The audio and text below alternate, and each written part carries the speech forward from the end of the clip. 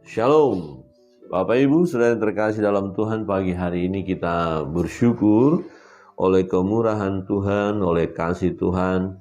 Kita boleh memuji, menyembah, memuliakan Dia. Kita menikmati kebaikannya ya. Pagi hari ini sebelum melakukan segala kegiatan kita boleh memuji Dia, menyembah Dia, dan kita akan mendengarkan kebenaran firman Tuhan. Firman Tuhan pagi hari ini akan kita renungkan dalam Lukas pasal 9. Lukas pasal 9 mulai dari ayat yang pertama tentang Yesus mengutus ke-12 murid. Ya. Di ayat pertama berbunyi demikian, maka Yesus memanggil ke-12 muridnya lalu memberikan tenaga dan kuasa kepada mereka untuk menguasai setan-setan dan untuk menyembuhkan penyakit-penyakit. Dan ia mengutus mereka untuk memberitakan kerajaan Allah dan untuk menyembuhkan orang. Katanya kepada mereka, jangan membawa apa-apa dalam perjalanan, jangan membawa tongkat atau bekal, roti atau uang, atau 2 helai baju. Dan apabila kamu sudah diterima dalam satu rumah, tinggallah di situ sampai kamu berangkat dari situ. Dan kalau ada orang yang tidak mau menerima kamu, keluarlah dari kota mereka dan kebaskanlah debunya dari kakimu sebagai peringatan terhadap mereka. Lalu pergilah mereka dan mereka mengelilingi segala desa sambil memberitakan Injil dan menyembuhkan orang sakit di segala tempat. Demikian jawab pembacaan firman Tuhan. Bapak Ibu saudara yang terkasih dalam Tuhan, murid-murid pergi. Lalu pergilah mereka. Kemana perginya mereka? Ke segala desa, ke segala tempat. Ya, mereka berjalan, mereka bergerak, mereka pergi, mereka melangkah. Ya, untuk apa? Untuk memberitakan Injil dan menyembuhkan orang sakit di segala tempat. Nah, menarik Bapak Ibu Saudara yang terkasih dalam Tuhan, kalau kita melihat dari ke-12 murid ini, mereka taat melakukannya. Mereka menerima perintah itu dan mereka melakukan. Walaupun kalau kita membaca, ya mestinya ada satu pertanyaan yang harus mereka berikan kepada Tuhan Yesus. Nah, kenapa? Karena mereka disuruh tapi jangan bawa apa-apa. Mestinya kan harus bertanya, loh, ongkos kami mana? Uang nginapnya bagaimana? Uang untuk makan minum kami bagaimana? Ya, kebutuhan-kebutuhan kami bagaimana? Nah, kalaupun itu dipertanyakan, saya pikir sesuatu yang wajar. Tetapi yang menarik di sini Tuhan tidak memberikan fasilitas kepada mereka. Tidak. Tetapi yang Tuhan berikan adalah kuasa untuk melakukan pelayanan itu. Kemampuan untuk melakukan pelayanan itu. Terus bagaimana tentang kebutuhan mereka, makan minum mereka? Perhatikan dikatakan, katanya kepada mereka, jangan membawa apa-apa dalam perjalanan. Jangan membawa tongkat atau bekal, roti atau uang atau 2 helai baju. Ya, terus bagaimana kita mau pergi tanpa bawa apa-apa? Nah, ini menjadi satu pergumulan dalam pelayanan saat ini. Ya, ada hamba-hamba Tuhan, anak-anak Tuhan, ya orang-orang yang siap diutus. Mereka akan mau pergi kalau ada dijanjikan dulu dong. Fasilitasnya apa, ya daerah mana, transportnya apa, bagaimana, ya, lengkap apa tidak, nah terus bagaimana jaminan kehidupan saya, ya. Akhirnya karena merasa tidak akan tercukupkan kebutuhan-kebutuhan itu, ya nggak pergi. Ya bagaimana gereja pengutus, bagaimana organisasi pengutus, bagaimana organisasi misi yang mengutus kok nggak memberikan. Nah, kira-kira begitu ya. Nah, pertanyaannya, apakah hal seperti ini masih diperlukan sekarang? Relevan tidak? Bahwa kita nggak bawa apa-apa, jangan membawa apa perjalanan. Ya, Menurut saya bukan seperti itu terjemahannya dalam kehidupan kita saat ini. Ya, tetapi prinsipnya adalah bahwa ketika kita melakukan pelayanan ini, ketika kita pergi mengikuti perintah Tuhan, ada satu prinsip yang utama di sini adalah ketergantungan murid-murid kepada Tuhan, ketergantungan kita kepada Tuhan. Jadi kita bergantung mutlak kepada Allah. Kalau Dia yang memerintahkan pergi, percayalah Dia akan bertanggung jawab untuk hidup kita. Ya, Dia akan melengkapi, Dia akan memenuhi segala kebutuhan kita. Tuhan punya cara. Ya, Tuhan punya cara. Justru ketika kita pergi sama dengan murid-murid, pergi mereka dan di situ terjadi ya perbuatan-perbuatan Tuhan yang ajaib. Nah, yang utama sebenarnya adalah sesuatu hal yang harus disyukuri oleh murid-murid, oleh kita kalau kita memang melakukan tugas ini adalah bahwa Tuhan memberikan sesuatu yang penting, yaitu apa? Dikatakan ke-12 murid itu menerima apa? Menerima tenaga, karena Tuhan memberikan tenaga dan kuasa kepada mereka untuk menguasai setan-setan dan untuk menyembuhkan penyakit. Jadi mereka disertai Tuhan, mereka yang memiliki kuasa yang daripada Tuhan untuk melakukan mukjizat ini. Ya, jadi yang utama adalah bagaimana kita mempersiapkan diri dalam melayani.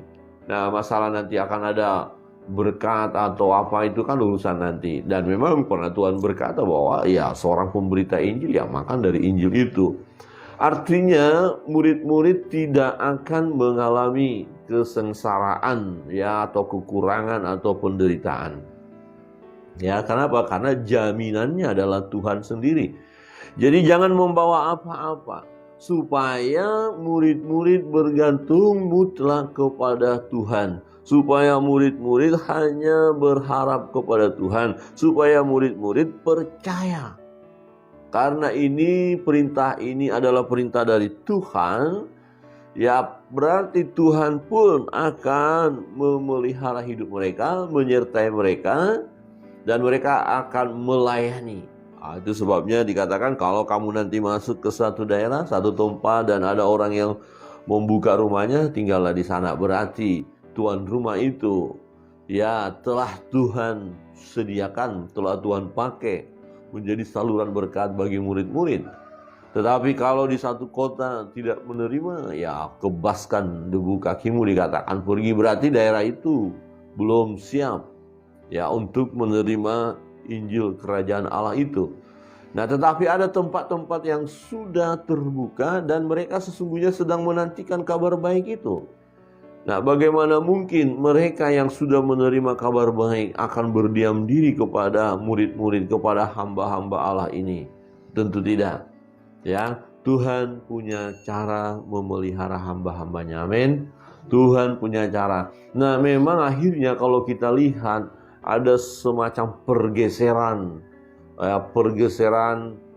semangat dalam pemberitaan kabar baik pada era kini. Kenapa? Karena orang-orang mulai melihat kepada fasilitas, bagaimana keadaan, apalagi situasi sekarang, era milenial ini ya, semua serba canggih, ya semua serba teknologi yang tinggi. Orang harus punya HP ya, gadget ini ya. Jadi bagaimana kalau diutus ke desa, ke pedalaman yang tidak ada sinyal? Nah, ini satu pergumulan. Akhirnya nggak mau pergi juga. Wah, ini kan bahaya. Jadi bahaya kehidupan mewah ini ya kepada anak-anak Tuhan, hamba-hamba Tuhan, murid-murid Tuhan, membuat mereka tidak pergi. Nah, jangankan ya untuk kebutuhan makan minum ya. Oke, kalau hanya sekedar makan minum, dijanjikan ada. Apakah pergi nanti dulu? Belum tentu. Situasinya di sana bagaimana? Wah, terlalu banyak. Ya. Nah, dalam pelayanan kita tidak boleh ya tidak boleh bersandar kepada kebutuhan-kebutuhan itu, bersandar kepada fasilitas-fasilitas itu, bersandar kepada ya situasi apakah nanti saya akan mendapatkan kemungkinan kemudahan-kemudahan yang lain. Tidak boleh. Tetapi kita harus bersandar kepada Tuhan. Manakala kita bersandar kepada fasilitas, situasi yang ada, maka akan ada daerah-daerah tertentu yang tidak akan dilawat oleh Injil. Kenapa? Karena anak-anak Tuhan, hamba Tuhan nggak mau ke sana. Paling tidak, satu contoh saja, nggak bisa berkomunikasi nanti karena nggak ada sinyal di sana. Ya, saya akan ketinggalan berita. Saya tidak bisa lagi melihat, searching di HP saya. Akhirnya nggak pergi lagi. Ya, tetapi kalau kita taat setia kepada perintah Tuhan tanpa harus bersandar kepada fasilitas ini atau situasi daerah tertentu, tidak kita sandarkan diri kita kepada hal-hal itu, tetapi kita bersandar kepada Tuhan. Nah, Tuhan katakan pergi, maka kita akan pergi. Ya, pergi. Lalu pergilah mereka dan mereka mengelilingi segala desa. Jadi pergi, ya, daerah-daerah manapun yang belum mendengar kabar sukacita, yang belum mendengar Injil, ya, kerajaan Allah ini, kita harus siap untuk pergi. Amin. Kita siap mengutus, dan orang-orang yang kita utus adalah orang-orang yang bergantung mutlak kepada Tuhan. Kadang-kadang begini, kita dari gereja misalnya akan menjadi sulit juga mengutus seseorang. Kalau yang akan diutus langsung berkata, bagaimana fasilitas buat saya? Ya, tiap bulan harus dapat berapa? Bagaimana untuk memenuhi kebutuhan di sana? Wah, ini akhirnya dari pihak gereja bisa berkata, wah, gereja kita kan belum memiliki dana yang cukup besar. Akhirnya kita nggak berani akhirnya buka daerah baru. Tidak berani mengutus hamba Allah untuk memberitakan kabar baik kepada daerah-daerah tertentu. Nah, ini masalahnya. Bukan berarti ayat ini kita akan gunakan dari sisi gereja ya, wah ini kita gunakan harus beriman, kemudian kita nggak mendukung pelayanan. Jangan. Kalau memang gereja memiliki dana, dan boleh dikatakan sebenarnya dana yang terbesar yang harus kita siapkan adalah dana untuk misi, dana untuk mengutus pergi, ya.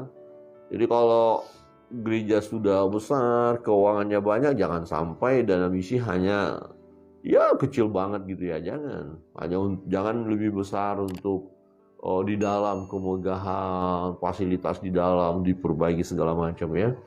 Nah, lebih baik prioritas dana itu adalah kepada misi, karena inilah hati Tuhan supaya pergi dan menjadikan semua bangsa murid Tuhan ya. Bapak Ibu Saudara yang terkasih dalam Tuhan, satu hal yang sungguh-sungguh kita renungkan dalam bagian ini adalah satu ketaatan kita sebagai anak-anak Tuhan, murid-murid Tuhan, yang mana kita harus bergantung mutlak kepada Tuhan. Percayalah, Tuhan akan memelihara kita, Tuhan akan menjaga, Tuhan akan memberi yang terbaik. Bahkan mujizat demi mujizat pun akan terjadi melalui pelayanan kita. Jadi jangan tergantung dengan fasilitas, dengan apa yang harus ya saya makan, minum dan segala macam. Tuhan tahu bahwa kita akan membutuhkan itu, dan Tuhan tahu bahwa Dia akan memenuhinya. Yang terpenting adalah mari taat lakukan firman ya. Setialah, Tuhan punya cara untuk memberkati kita. Jangan khawatir ya, jangan takut ya. Nah, apa artinya kalau kita fasilitasnya oke, lengkap semuanya, tetapi dalam pelayanan kita tidak ada kuasa yang daripada Tuhan? Untuk apa? Ya kan? Jadi kalaupun waktu kita pergi tidak membawa apa-apa, tetapi Tuhan berikan kuasa kepada kita. Ya, ada disertainya kita. Akhirnya kita berani, dan dengan kuasa yang daripada Tuhan inilah kita akan berhasil dalam pelayanan. Jadi keberhasilan dalam pelayanan kita bukan berdasarkan fasilitas-fasilitas yang ada pada kita, tetapi harus berdasarkan kuasa yang daripada Tuhan. Inilah yang mau kita andalkan. Jadi pergi, berdoa. Yang menarik di sini, sembuhkan penyakit. Mereka bukan dokter loh. Mereka bukan tabib, bukan ahli-ahli pengobatan, tetapi perintah Tuhan sembuhkan. Artinya apa? Ada kuasa kesembuhan, didoakan orang sakit sembuh. Dan apakah ini masih relevan? Oh, sangat relevan. Oh, kalau gitu nggak perlu dokter. Bukan begitu maksudnya. Ya, dokter perlu. Tetapi kalau Tuhan tidak berkati, tim medis kan tidak akan bisa. Ya, kita perlu berdoa. Ya, tetapi ada penyakit-penyakit yang memang tidak bisa disembuhkan oleh medis karena keterbatasan medis, dan di situ kuasa Allah dinyatakan. Ada banyak contoh ya, kesaksian bahwa setelah tim medis berkata ya nggak bisa angkat tangan, nah kemudian yang menderita itu berjumpa dengan Tuhan, ada yang melayani karena ada hamba Tuhan yang melayani dan mendoakannya, maka mujizat terjadi. Nah ini, jadi kuasa Allah dinyatakan, kesembuhan terjadi. Siapa yang mengerjakan ini? Murid-murid, orang percaya. Jadi kita sebagai orang percaya, ketika melihat saudara kita yang lain sakit, ya jangan ragu-ragu, jangan bimbang. Kita melayani mereka, kita doakan mereka. Ya, Tuhan punya kuasa untuk menyembuhkan mereka, dan kuasa itu diberikan kepada kita. Saudara, Bapak, Ibu, jemaat, hamba Tuhan punya kuasa daripada Tuhan. Ya, sebab ketika kita berdoa kepada Bapa di dalam nama Yesus, dan Tuhan berkata waktu mengutus murid-murid, segala kuasa ada padaku, dikatakan Tuhan. Nah kemudian aku menyertai kamu. Ya, jadi Tuhan menyertai setiap anak-anak Tuhan, setiap hamba-hamba Tuhan, orang percaya yang mau taat melakukan perintah Tuhan. Jadi mari kita mentaati perintah Tuhan. Murid-murid ketika diutus pergi, jangan bawa apa-apa. Dan dikatakan bahwa lalu pergilah mereka, lalu pergilah. Mari kita pergi menjadi saksi Kristus. Tidak harus pergi ke desa-desa mana, ke pulau-pulau, enggak. Tetapi tiap-tiap hari kita diutus, di mana kita berada, disitulah ya lahan pelayanan kita, disitulah kita menjadi berkat, disitulah kita menjadi saksi, disitulah kita mau menunjukkan kuasa Tuhan. Jadi jangan pernah kita sia-siakan kuasa daripada Tuhan yang telah Tuhan berikan kepada kita. Kita udah punya itu, maka giatlah ya memberitakan kabar baik, giatlah melayani, giatlah untuk mendoakan orang, peduli kepada orang supaya orang lain mengalami kesembuhan. Bahkan orang-orang yang dirasuk oleh roh jahat, ya orang-orang yang yang sakit karena pekerjaan roh jahat oleh setan-setan, nah hamba-hamba Tuhan, orang percaya, jemaat bisa melakukan tugas untuk mengusir roh-roh jahat itu. Karena kuasa Tuhan berikan kepada kita kuasanya itu, sehingga bisa mengusir setan-setan. Ya, amin. Jadi perbuatan-perbuatan roh kegelapan itu, roh jahat, bisa kita singkirkan, kita perintahkan keluar dari seseorang. Dan kalaupun orang itu sakit karena penderitaan, penyakit alamiah, karena kelemahan tubuh, kita juga bisa berdoa untuk kesembuhan mereka. Mari gunakan kuasa yang daripada Tuhan dalam setiap perjalanan hidup kita. Kiranya kebenaran firman Tuhan ini menolong kita untuk terus kita menjadi saksi Kristus, dan kita hanya bergantung mutlak kepada Tuhan. Jangan bersandar kepada fasilitas, kebutuhan-kebutuhan yang lain, tetapi kita mau bersandar kepada Tuhan yang memberikan perintah. Tuhan itu juga yang berjanji bahwa Dia menyertai kita sampai kesudahannya. Tuhan Yesus memberkati kita.